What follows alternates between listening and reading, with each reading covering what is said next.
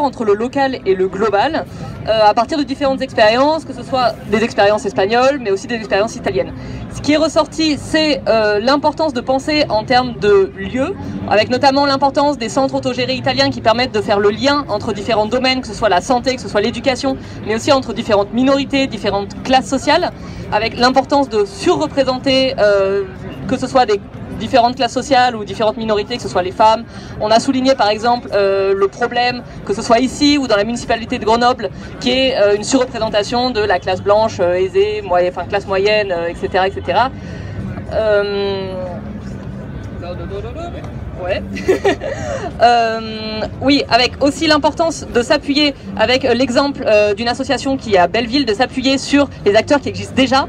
C'est-à-dire c'est une association qui s'inspire de personnes qui travaillent déjà dans les quartiers avec les différentes personnes, et donc l'idée de s'appuyer sur ce qui existe déjà au lieu de venir et d'imposer un modèle, et donc de penser le rapport local-global de cette manière-là, avec l'importance des réseaux.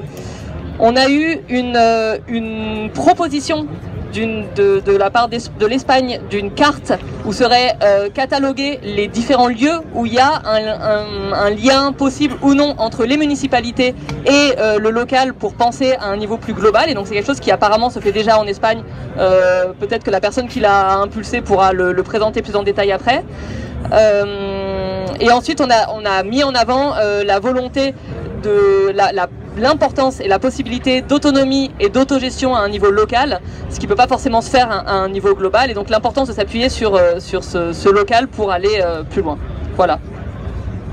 Oui, c'est globalement ce qu'on a dit. Simplement, je voulais ajouter une chose, c'est ce dont il s'agissait, c'était de réinventer les rapports entre les mouvements sociaux et les institutions.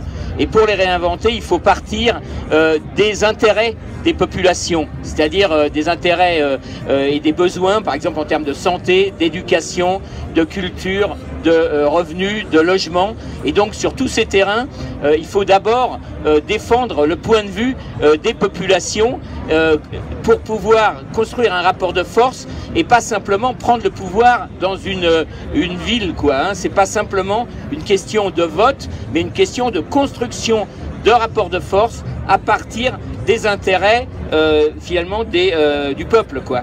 Voilà, ça c'est le point à mon avis essentiel qui fait que d'une certaine façon aujourd'hui l'idée qui fait son chemin, c'est plus de dire il faut prendre le pouvoir au niveau national, mais il faut arriver à fédérer les expériences au niveau des territoires pour construire un nouveau rapport de force qui permette ensuite d'élargir des espaces où les populations se réapproprient le pouvoir. Voilà.